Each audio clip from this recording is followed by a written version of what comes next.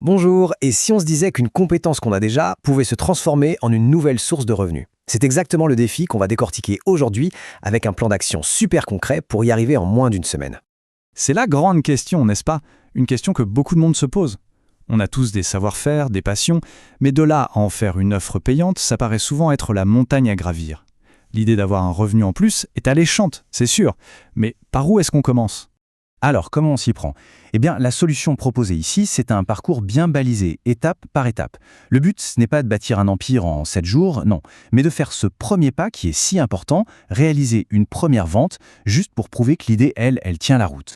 Allez, on attaque avec le jour 1. L'objectif est simple, dénicher une idée concrète, une idée qu'on peut monétiser rapidement en se basant sur un savoir-faire qu'on a déjà. C'est vraiment la fondation de tout le reste. La méthode pour ça est d'une simplicité redoutable. Le principe, on prend une feuille. D'un côté, on liste 5 compétences, des choses concrètes qu'on maîtrise. De l'autre, 5 passions. Et après, le jeu, c'est de trouver des combinaisons logiques entre les deux. C'est très souvent à l'intersection de ce qu'on sait faire et de ce qu'on aime que se cache la pépite. Pour que ce soit bien clair, prenons un exemple. La compétence parler espagnol. C'est assez général. Mais si on la combine avec une passion pour la pédagogie ou pour les voyages, hop, ça se transforme en un produit bien spécifique. Un guide pratique avec une promesse très claire. C'est ce passage de la compétence brute au produit bien défini qui est absolument crucial. On passe maintenant au jour 2. Une fois qu'on a l'idée, comment s'assurer qu'elle a un avenir? Parce qu'avoir une bonne idée, c'est une chose, mais s'assurer que des gens sont prêts à payer pour, c'est encore mieux. C'est l'étape de la validation.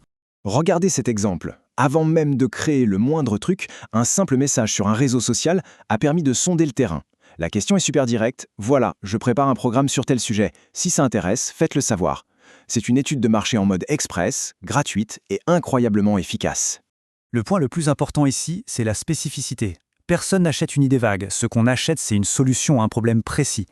La différence entre les deux phrases à l'écran, elle est énorme. La deuxième, elle parle à un public cible avec un objectif clair et un délai. C'est tout de suite beaucoup plus concret. On arrive au jour 3, la création. L'idée est validée, il est temps de lui donner vie. Mais attention ici, le but, ce n'est pas la perfection. C'est la rapidité et la simplicité qui priment. Le concept clé, c'est celui du MVP, le produit minimum viable.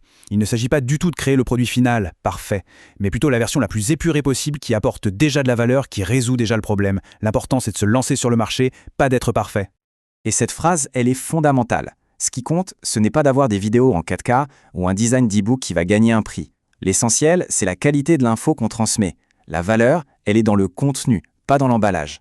Et cette image en est la preuve parfaite. Le support de formation de la source qu'on analyse a été créé avec un outil que tout le monde connaît et qui est gratuit, Google Slides. Pas besoin de logiciel hors de prix ou compliqué pour commencer. Le produit minimum viable est prêt. On passe au jour 4. Là, on va construire un petit système tout simple pour que les clients puissent acheter.